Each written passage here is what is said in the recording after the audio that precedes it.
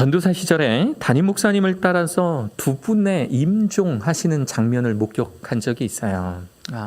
거의 비슷한 시기에 두 분이 돌아가셨는데, 첫 번째 분은 간암에 걸리신 분이셨어요. 그래서 병원에서 의사로 하여금 앞으로 몇 개월 정도 남았다 시한부 선고를 받으셨던 그런 분이십니다.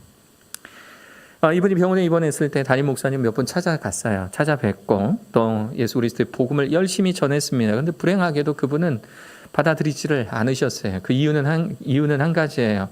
하나님이 살아계시고 나를 사랑하시면 나에게 이 병 주실 수 없다예요.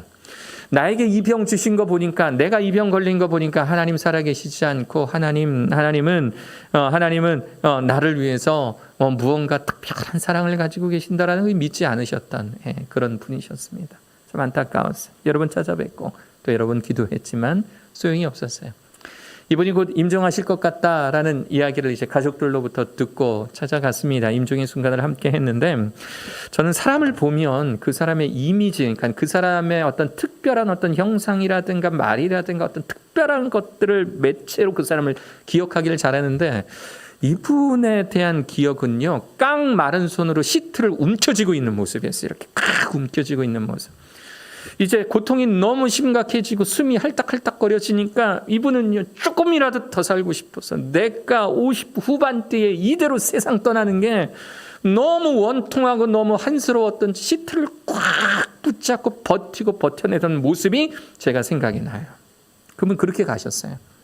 인상을 얼마나 쓰셨든지 얼굴이 소천을 하셨음에도 불구하고 그 얼굴이 그 일그러져 있는, 그 딱딱하게 굳어 있는 그 얼굴의 표정을 저 아직도 잊을 수가 없어요. 그 꽉 쥐고 있는 그 두 손.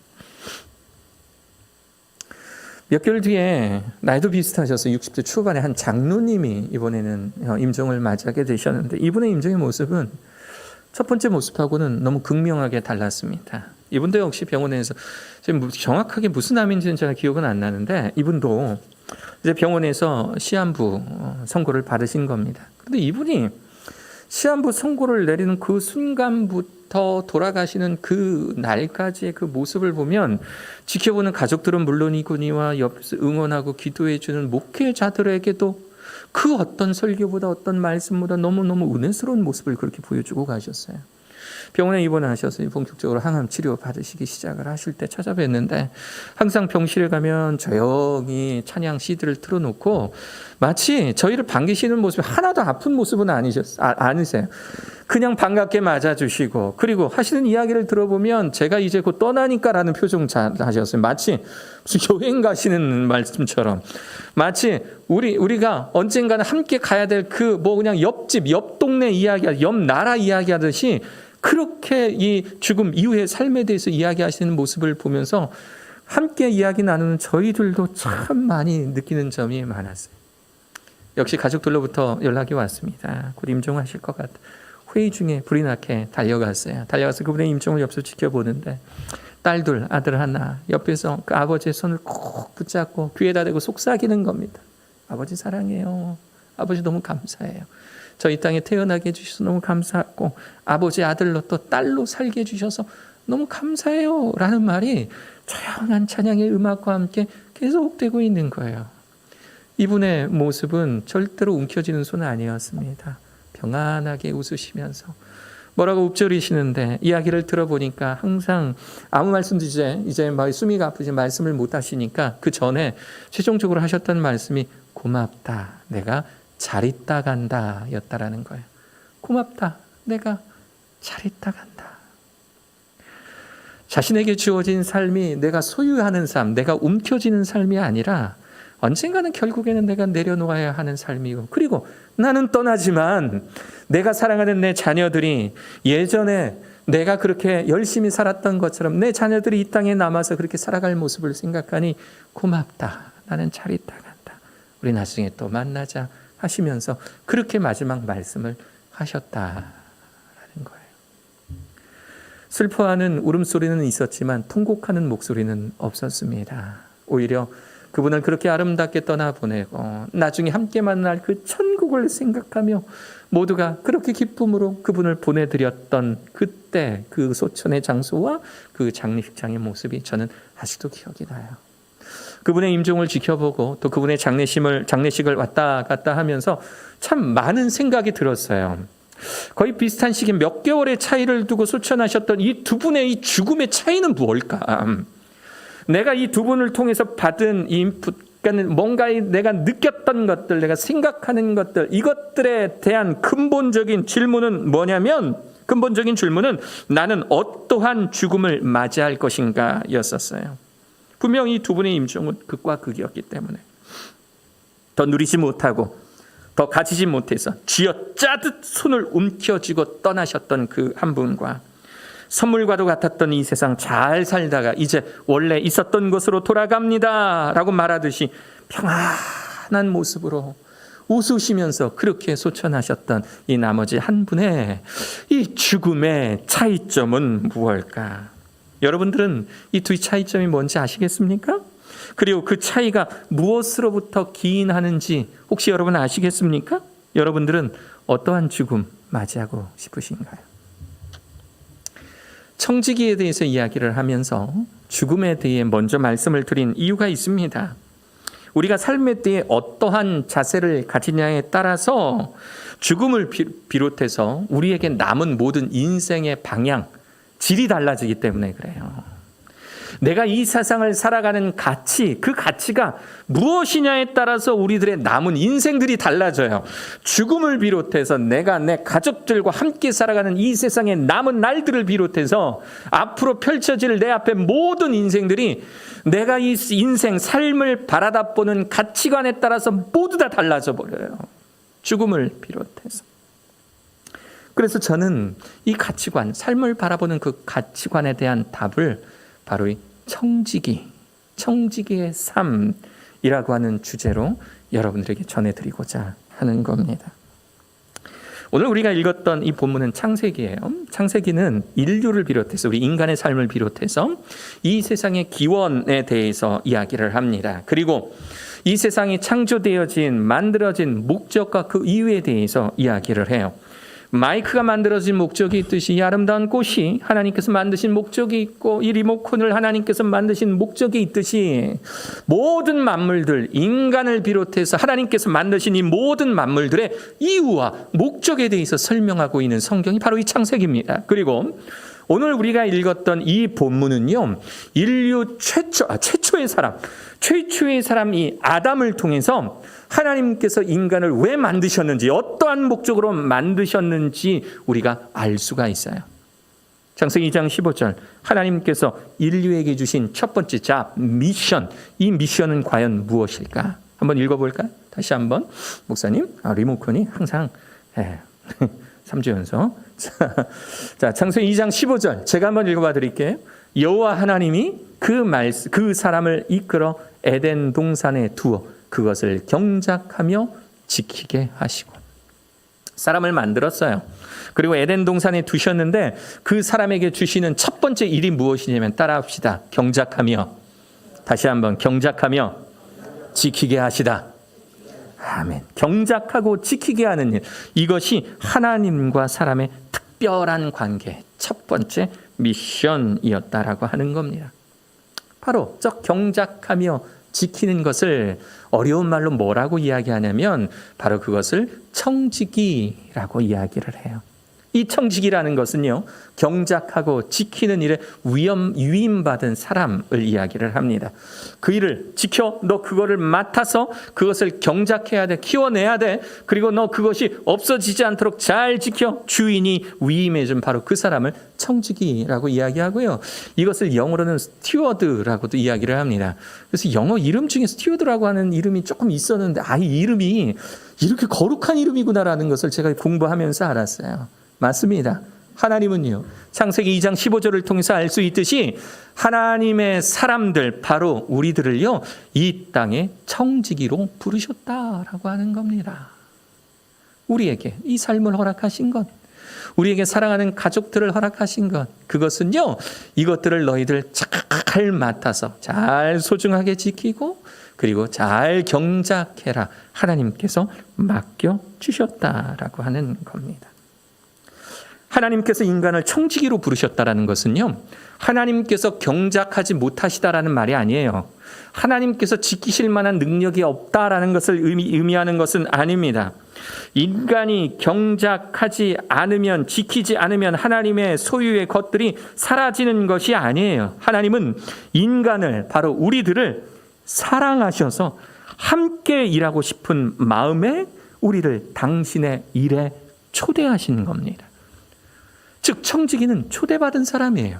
하나님의 일터에, 하나님의 역사하시는 그 현장에 초대받은 사람, 이것이 청지기의 원리라고 하는 겁니다.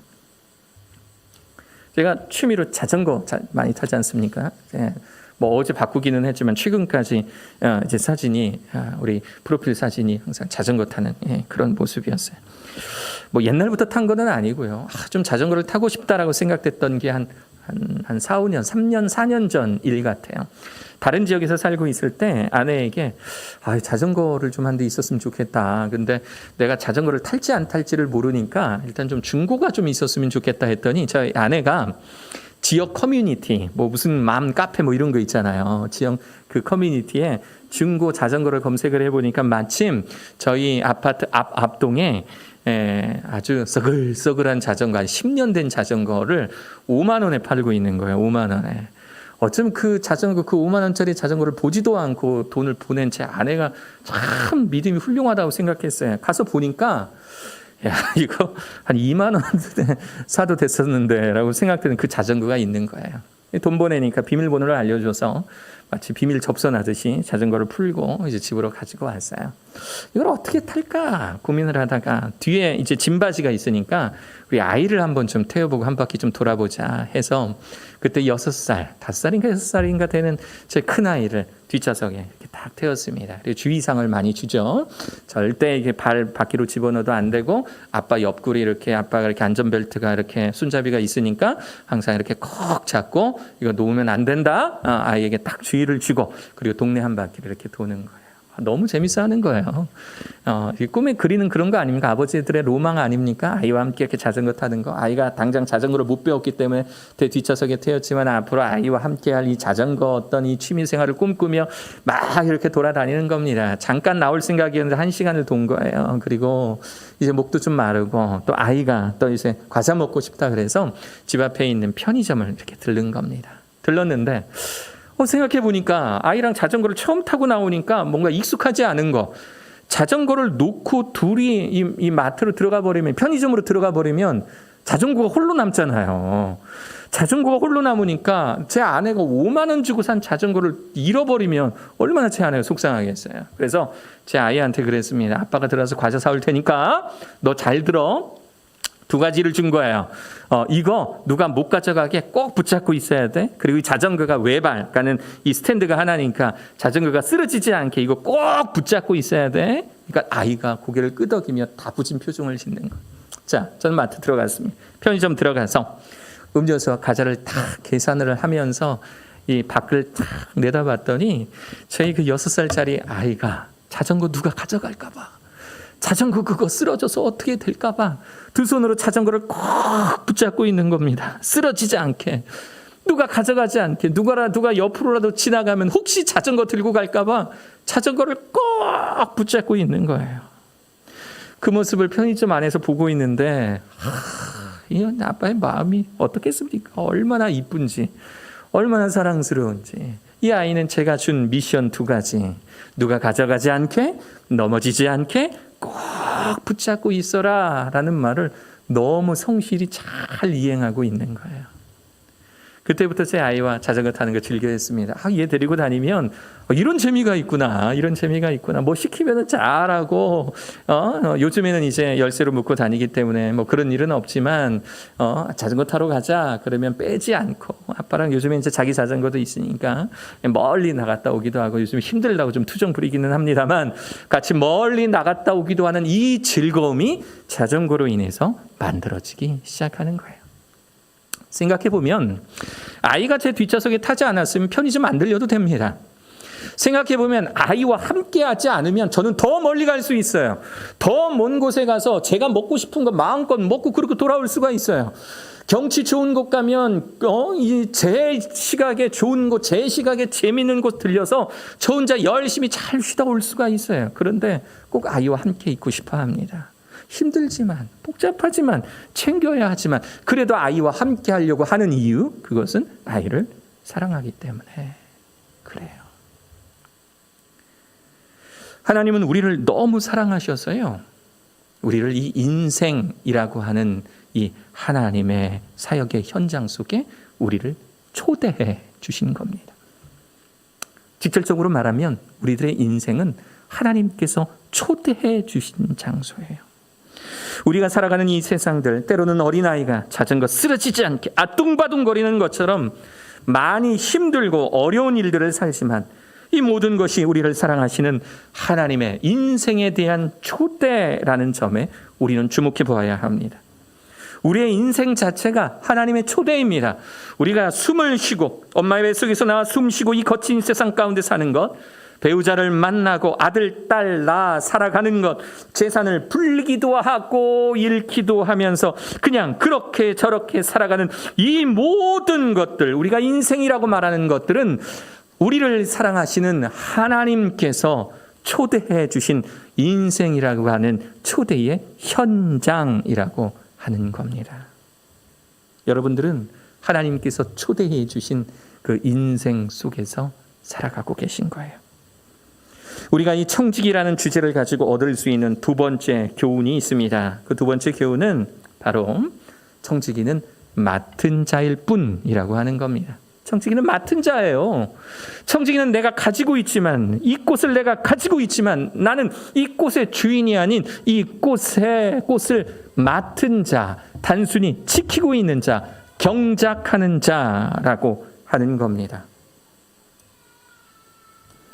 이 청지기는 자신의 수중에 많은 것들이 있으나 그 자체가 그 사람의 것은 아닙니다. 많은 것이 자신의 권한 안에 있으나 그렇다고 해서 그 자체가 그 사람의 것은 아닙니다. 자신의 수중에 많은 것을 누리고 사용하고는 있지만 그렇다고 해서 그 자체가 그 사람의 것은 아닙니다. 여기서 바로 문제가 발생해요. 내 거인 듯 내 거 아닌 내 거 같은 현상이 발생하는 거예요. 내가 가지고 있어서, 내가 소유하고 있어서, 내가 관리하고 있어서 이것이 마치 내 것처럼 느껴지는 현상. 난 단지 맡은 자일 뿐이고 그것을 잘 가꿔내는 일이 나의 임무인데 마치 그 많은 것들의 주인이 나라는 착각. 예전에 대학 다닐 때요, 플룻을 너무 불고, 이렇게 생긴 악기죠. 플룻을 너무 불고 싶었어요. 이제 악기에 대해서 막 이제 배우려고 하는 열정이 막 생길 때가 있었어요. 대학 다닐 때. 저 플룻 하나 좀 엄마가 좀 사줬으면 좋겠다 했는데 이게 싼 악기가 아니에요. 싼 악기가 아니에요. 그래서 플룻 노래를 부르고 다니고 있었는데, 근데 이제 대학 다닐 때, 근데 그 가기도 전이었던 것 같아요. 후배 하나랑 이야기를 하다가 자기가 플룻이 있다는 거예요. 그것도 예전에 자기 어렸을 때부터 플룻을 불러서 엄마가 좀 제대로 배워봐라 하면서 순은으로 만든 몇십만 원짜리 플룻을 가지고 있다는 거예요. 그리고 더 좋은 소식은 뭐냐면, 자기가 이제 이번 방학에 미국으로 어학연수를 가니까 어차피 플룻 불 일이 없으니까 이번 여름방학 형 한번 불어보세요라고 그 플룻을 저한테 빌려주겠다라는 거예요. 얼마나 좋은지.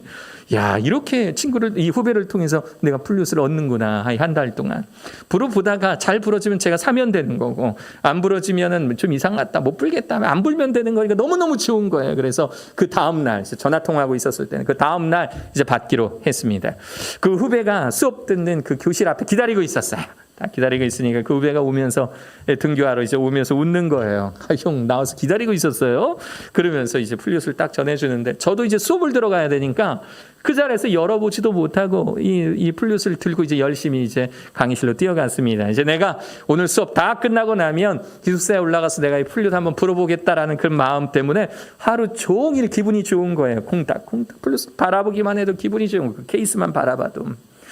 열심히 이제 수업을 듣고 난 이후에 이제 저녁에 이제 기숙사에 올라가서 드디어 플룻을 열어보았습니다. 딱 열고 저게 2개인가 3개인가 이렇게 분리되어 있어요. 그걸 이렇게 딱 연결을 했어요. 그리고 나서 플룻을 불려보려고 배워봤던 이 미리 책 사서 배워봤던 이 운지법대로 잡으려고 하는데 그만 관절 하나가 끊어져 있는 겁니다. 저기 보시면 이게 누르는 저긴데 이 누르는 요게 이제 파이프들이 조그만 이제 파이프들이 있는데 요게 서로 아주 오밀조밀하게 관절들로 연결되어 있는데 그거 하나가 부셔져 있는 거예요. 너무 깜짝 놀랐어요. 생각해 보니까 제가 오늘 저 플룻을 하루 종일 들고 다니면서 벽에도 한번 부딪혔던 것 같아요. 식당에 가서 식당 의자에 올려놨는데 익숙하지가 않으니까 저 녀석이 미끄러져가지고 바닥에 떨어진 것 같기도 해요. 그리고 하루 종일 저거 들고 다니면서 저 가방 안에서 달그닥 거렸을 플룻을 생각하니까 이거 큰일 났다 싶은 겁니다. 이 비싼 악기 내가 고장냈구나. 이 후배가 나에게 고장난 걸 줄 리는 없고 야 이거 큰일 났다. 이 비싼 악기 내가 고치려면 이제 어떻게 해야 되나. 한번 불어보지도 못하고 그 기쁨이 졸지에 걱정과 염려로 바뀌어버린 겁니다. 어떻게 해야 되나. 기말고사를 어떻게 치렀는지 기억도 안 나요. 이걸 내가 이거 기말고사를 제대로 했나 안 했나 기억도 나지 않아요. 그냥 그렇게 며칠이 흘러가 버린 거예요. 잠도 제대로 자지 못하고 밥도 제대로 안 넘어가요. 왜? 플룻을 고장냈으니까. 그 비싼 악기 고장냈으니까. 안 되겠다 싶어서 이 후배가 미국으로 떠나기 전에 제가 전화를 걸었어요. 전화를 걸어서 이실 짓고 했어요. 야, 미안하다. 네가 준 그 플룻 있잖아. 그 내가 사실은 첫날 내가 관리를 좀 소홀했나 봐. 달그닥 걸어서 얘가 부셔진 것 같아. 저 플룻이 저 관절 하나가 부러진 거야. 그러니까 미안한데 내가 고쳐서 너 줄 테니까 걱정하지 마. 내가 고쳐서 줄게. 그랬더니 이 후배가 저한테 이런 말을 해요. 그걸 형이 왜 고쳐요? 의중이 궁금한 거예요. 그 말의 의중이 뭔가. 그걸 왜 고쳐요, 형이? 알고 보니까 저 비싼 악기들은요. 저 비싼 악기는 작은 어떤 이 고장, 그러니까 작은 어떤 이게 사용하다 생기는 어떤 문제에 대해서는요. 저 물건을 판 악기점이나 아니면 만든 공장에서 무료로 저걸 고쳐주는 거예요. 그런데 저 고쳐줄 때 조건이 뭐냐면 저걸 산 사람, 그러니까 주인, 저 일련 번호가 탁 매겨져 있는 저 고가의 악기들은요. 이 산 사람 주인이 있잖아요. 그 주인이 가져가서 맡기면 그러면 고쳐준다라는 거예요. 그러니까 저한테 하는 말이 형이 그걸 왜 고쳐요? 그 플룻 주인은 전데 라는 말을 저에게 하는 거예요. 형이 그 플룻 왜 고쳐요? 주인이 전데 라고 하는 그 말 한마디예요. 제가 며칠 동안 머리를 싸매고 정말 막 그냥 가슴이 그냥 심근경색 걸리는 것처럼 그냥 쪼그라들고 밥맛도 없고 잠도 못 자던 저의 모든 스트레스가 그걸 형이 왜 고쳐요? 주인은 전대라는 말 그 한마디에 모두 다 사라져 버리는 거예요. 내가 지금까지 가지고 있던 염려, 걱정들 모든 것들이 그거 형이 왜 고쳐요? 제가 주인인데 라는 말 한마디에 다 사라져 버린 겁니다. 저 이 사건을 통해서 배운 게 참 많았어요. 오늘 이 말씀 묵상하다가 이 말이 떠오른 이 예화가 떠오른 그 이유도 있는 거예요. 염려하고 걱정하는 것 그 대상이 내가 주인이라고 생각해서 생겨난 걱정이라면 그렇다면 그 걱정 우리가 할 필요 없다라는 겁니다. 이거 가장 잘했던 사람이 다윗이었어요. 다윗이 어린 나이에 골리앗 앞에 갔을 때 골리앗과 싸울 때 다윗이 어떤 선포, 어떤 고백했는지 아십니까? 다윗이 이런 고백했어요. 골리앗을 앞에 두고 이렇게 이야기합니다. 또 여호와의 구원하심이 칼과 창에 있지 아니함을 이 무리에게 알게 하리라. 왜냐하면 이 다윗은 돌 5개 들고 나가는데 골리앗은 엄청나게 큰 창과 칼과 단창들을 가지고 나왔거든요. 여호와의 구원하심이 네가 들고 있는 칼과 창에 있는 게 아니야 라고 말하면 뭐라고 이야기하냐면 이 전쟁은 여호와께 속하는 것이다. 내가 지금 어린아이가 네 앞에 나와 있는 것처럼 보이지만 내 인생의 주인은 하나님이시기 때문에 하나님의 이름으로 나온 이 전쟁에 있어서 이 전쟁의 주인은 내가 아니라 바로 하나님이시다라는 거예요. 하나님께서 나를 너 앞에 세우셨기 때문에 내가 당하고 있는 골리앗 너라는 존재에 대한 문제는 내가 감당할 일이 아니라 하나님께서 감당하실 일이다라고 선포하고 있는 것입니다. 우리의 문제 중에 대부분이 우리가 내 인생의 주인이라고 생각할 때 발생해요. 내가 책임지려고 할 때, 내가 어떻게든 감당해내려고 할 때 그 문제가 내게 엄청난 스트레스, 고통으로 다가오는 겁니다. 청지기의 삶을 사는 사람이라면 우리는 문제 앞에서 하나님께 맡기는 사람 되어야 돼요. 우리가 문제가 퍽 하고 발생하면 막 돈에 대한 경제적인 문제, 건강에 대한 문제, 남편, 아내에 대한 문제, 자녀에 대한 문제가 불현듯 솟아오르면 우리는 이 문제를 하나님 앞에 가지고 가야 돼요. 왜? 우리의 인생은 초대받은 인생이니까. 우리의 인생은 이 인생, 삶이라고 하는 곳에 초대받은 삶이니까 나오는 겁니다. 하나님의 것이니 하나님이 해결해 주세요. 지금도 여러분들의 삶이 여러분들의 것이라고 생각하면 문제를 부둥켜 안고 살아가시는 분이 계시다면 그 마음을 모두 내려놓으시고 하나님을 겸손히 찾으시는 여러분 되시길 바랍니다. 여러분들의 인생에 여러분들이 주인 행세하지 마세요. 내 삶이라고, 내가 내 이름으로 사는 삶이라고 여러분들이 인생의 주인처럼 행세하지 마세요. 문제 앞에 있을 때 내 인생의 주인 대신 하나님 앞에 우리들 갖다 맡기는 겁니다. 형이 왜 고쳐요? 주인은 난데. 형이 왜 고쳐요? 주인은 난데. 우리가 왜 고칩니까? 주인은 하나님이신데. 하나님께 여러분들 고장난 인생 맡기실 수 있는 여러분 되시기를 축원합니다. 마지막 세 번째 교훈이 있어요. 2, 3도요 언젠간 끝이 납니다. 2, 3도요 언젠간 끝이 나요. 끝이 나요. 어렸을 때 자주 했던 놀이가 있어요. 친구들하고 옛날에 게임이 있습니까? 뭐가 있습니까? 여러분 땅 따먹기라고 아세요? 지방마다 조금은 다르더라고요. 저는 이렇게 하지는 않았어요. 저는 조그만 원 그려놓고 거기서 이렇게 공을 굴렸는데, 돌을 굴렸는데, 물어보니까 다른 지역에 사시던 분들 이제 좀 여쭤보니까 더 비슷하기는 해요, 룰이.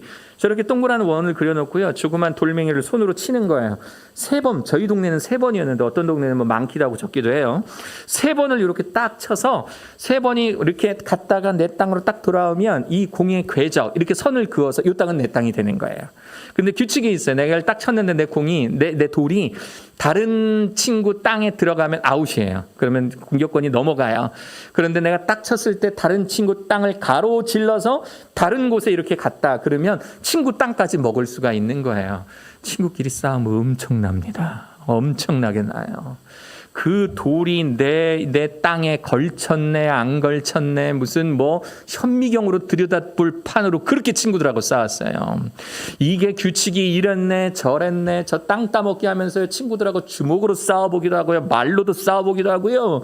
저 운동장에서 쭈그리고 앉아서 저렇게 막 이 흙 뒤집어 쓰면서 열심히 막 놀다 보면 친구들하고 사이가 좋아지는 게 아니라 더 나빠지는 것 같아요. 왜? 딱 경제적 원리예요. 저 땅 내가 다 차지하려고. 저 땅 내가 다 차지하려고 하는 욕심으로 열심히 게임을 합니다. 열심히 놀아요. 그런데 이 모든 상황을 종료짓는 딱 한마디가 있습니다. 나의 모든 상황, 이 운동장에서 이 모래밭에서 뒹굴면서 땅 따먹게 하고 있을 때 모든 상황을 한 방에 끝내버리는 한마디가 있었으니 그게 뭐였냐면 영훈아 밥 먹어라였어요. 영훈아 밥 먹어라. 영훈아 밥 먹어라. 열심히 땅 따먹기 하느라 운동장에서 그러고 있는데 멀리서 엄마가 소리 지르는 거야. 지금이 몇 시인데 들어와서 밥 먹어 라고 하면 모든 거 다 내려놓는 거예요. 다 내려놓고 집으로 돌아갑니다. 방금 전에 아웅다웅 싸우면 내가 더 먹었네, 내가 네 거 더 먹었네, 뭐 했네, 막 그렇게 인생을 저 흙바닥에 모두 다 허비한 이 어린이들이 엄마의 그 말 한마디에 집으로 돌아가는 거예요. 그러면 그날 어떤 일이 일어나는 줄 아세요? 저 운동장에 밤 동안에 바람이 불어요. 그럼 그 바람이 모래바람을 일으켜서 우리가 열심히 그어놨던 저 땅 따먹기의 저 현장을 덮어버립니다. 다음날 아침에 가보면 우리가 그곳에서 놀았는지 안 놀았는지, 전날 열심히 저곳에서 땅 따먹기 하면서 싸워댔던 우리들의 모습은 그 누구 하나 기억해 주지 않아요. 그대로 우리들의 모습은 그냥 우리들의 기억 속에, 역사 속으로 사라져버리는 거예요. 저는 이게 인생이라고 생각합니다. 아무리 열심히 살다가도 초대받은 인생 다시금 돌아와라 라고 하나님께서 말씀하시면 그럼 우리는 모든 건 내려놓고 내가 이곳에서 땅 따먹기에 얼마를 몇 평을 차지했던 그거 아무런 상관없이 하나님께서 돌아와라 라고 말하면 우리는 모두 내려놓고 하나님께 돌아가는 것이 우리들의 인생이에요. 그래서 모세가 시편 90편에 이렇게 이야기했어요. 우리의 연수가 70이요 강건하면 80이라도 그 연수의 자랑은 수고와 슬픔뿐이요 신속기가 아니 우리가 날아가니이다. 우리에게 주어진 삶 빠르다예요. 70, 80도 짧은 거예요. 살다 보면 여러분 지금 여러분들의 나이 어떻게 먹었는지 기억은 하십니까? 저도 저도 몇십 년을 살았으니까 생각해 보면 어린아이들 입장에서는 참 많이 살았다겠다고 생각하겠지만 제 입장에서 제 나이를 생각하고 제가 들어왔던 인생을 보면 정말 바람처럼 빨리 지나가는 것이 사람의 인생이잖아요. 키로야 70, 강건하면 80이라고 이야기를 하는데 우리가 마치 날아가는 듯한 시간 속에서 살고 있다는 거예요. 12절 우리에게 우리 날 계수함을 가르치사. 계수가 뭡니까? 영어로 카운트. 하나, 둘, 셋, 넷. 우리가 남은 날을 세어보는 거예요. 마치 의사 선생님이 친절하게도 당신 3개월입니다라고 이야기해 주면 오히려 그게 은혜요 축복인 거예요. 우리의 날 계수함을 가르치사 지혜로운 마음, 나에게 남은 날들을 어떻게 보내야 할지 그 지혜로운 마음을 얻게 하소서. 성경은 청지기로서의 우리의 인생이 언젠가 끝이 날 것이라는 것, 끝이 날 것을 아는 것이 지혜다라고 말해주고 있고요. 우리의 연수가 70, 80 인생에서 마치 인생 자체가 내가 주인인 것처럼 더 가지지 못해 분해하고 병에 걸려 죽어가는 것을 원망하며 나를 힘들게 하는 사람들을 증오하며 살아가는 것은 올바른 청지기의 삶이 아니다라고 이야기하고 있는 겁니다. 우리의 남은 날을 계수할 수 있는 그 지혜로움을 우리에게 얻게 하여 주소서. 청지기의 삶은 내게 맡겨주신 인생에 감사하며 사는 삶입니다. 청지기의 삶은 적게 맡겨주어도 감사하고 많이 맡겨주어도 감사하며 사는 삶이에요. 청지기의 삶은 내가 지금은 이렇게 주인의 많은 것을 누려도 언젠가는 모든 것을 내려두고 돌아갈 수 있다라고 인정하는 삶이 청지기의 삶이에요. 인생을 살아갈 때 우리는 비로소 이 세상을 떠나가는 날 주님 내게 이 선물과도 같은 인생 살다가 갈 수 있게 해주셔서 감사합니다 라고 고백하는 것이 선한 청지기의 삶이라고 하는 겁니다. 여러분들은 어떤 마지막의 순간을 맞이하고 싶으십니까? 여러분들의 이 세상을 떠나가는 그날 여러분들의 입술에는 어떤 고백이 있기를 원하십니까? 그 고백은 여러분들이 삶을 바라보는 가치관에 따라 달라집니다. 더 가지지 못해서 울분을 토하며 억울한 인생의 마지막을 맞이하며 시트를 움켜쥐는 그런 사람이 되겠습니까? 아니면 주님 맡겨주신 인생 제가 잘 살다 갑니다. 초대해 주신 인생이라고 하는 이 거대한 놀이터에서 잘 놀다 갈 수 있게 해주시니 감사합니다. 저에게 사랑하는 아버지와 어머니 그 밑에서 태어나고 또 살다 보니 사랑하는 배우자를 만나 아들, 딸 낳고 행복하게 살 수 있게 해주셨던 이 모든 것들, 비록 고난도 있었고 아픔도 있었고 고통도 있었고 눈물도 있었지만 그러나 되돌아보면 나를 사랑하시는 하나님께서 내게 허락하신 인생이라는 이 현장 속에 초대였다라는 것을 비로소 아오니 주님 감사합니다. 저는 이제 돌아갑니다. 저는 이제 주님께 돌아갑니다. 이런 청지기만이 누릴 수 있는 기쁨을 누리며 주님께 돌아가는 인생. 여러분들은 어떤 죽음을 맞이하겠습니까? 사랑하는 성도 여러분, 저는 여러분들이 하나님께 감사하며 내게 주어진 이 인생, 내가 주인 노릇하지 않으며 맡은 자, 청지기로서 주님께 감사하며 사실 수 있는 사랑하는 저와 여러분들 되시기를 주 예수 그리스도의 이름으로 간절히 축원합니다. 아멘. 할렐루야.